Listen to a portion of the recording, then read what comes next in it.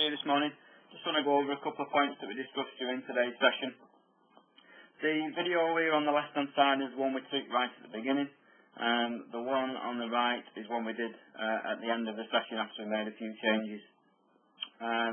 So really looking at the two, or comparing the two, just popped a circle around your head there and a line down the middle of your chest to highlight your swing centre.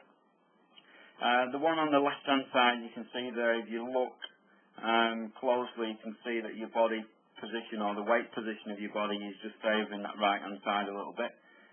So this red line down the middle of your chest is actually behind the golf ball. Okay, again, that's a tendency there where we're trying to lift that golf ball up during the golf swing. So you're already behind the golf ball, you're going to find it more difficult to get that weight forward and hit down into the golf ball, or to get that descending blow into impact. So once we change that position, you can see now on the video on the right hand side, now the line of the middle of your chest is now slightly in front of the golf ball. Again, that's just helping you to return back to that position, allowing you to get that descending blow on the ball. Also, your weight position there is looking more 50-50, if not just favouring that left side just a fraction, which is certainly much better set-up position, much better posture to allow you to swing that club more freely and get that descending blow into the impact area. Okay, so if we now take you through your golf swing, we did highlight that you had a little bit of movement to the right hand side there during your backswing, which you said again isn't a problem, providing you can return back to those positions and get yourself in front of those lines, or work to the left of your golf ball to try and get that descending blow.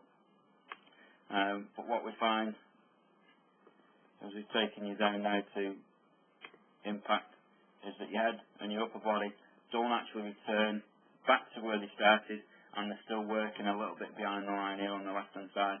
Now, because your body position's already behind that golf ball and your body's now working to the right of that line, you're getting more of an ascending blow onto the golf ball, so you're trying to lift that golf ball up in the air, which once again is creating a position which is going to create that inconsistency. So you're either going to catch the ground first before the golf ball, or you're going to catch the golf ball halfway up and it's going to go along the floor.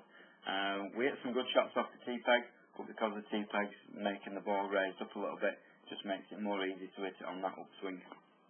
So if we just compare that to the swing a little bit later, once again during this golf swing we still moved a little bit too far to the right hand side during that backswing.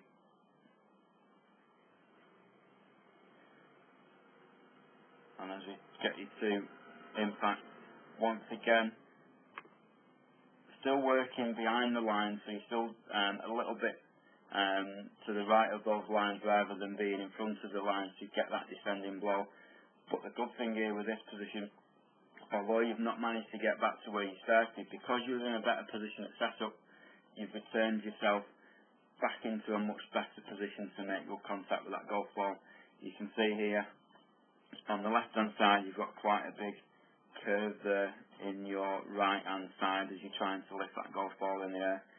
The curve on the video here on the right hand side isn't quite as defined, so it's much more neutral, getting you into a position where you're able to sweep that golf ball off the tee peg. Ideally we would like to try and get your weight moving a little bit more to the left hand side to create that downward strike onto the golf ball, just to make those shots a little bit more consistent, especially when we're trying to hit the ball off the ground. But all in all, for the first lesson, that is quite a big change. So if we take that now through into the finish position, we'll just compare the two.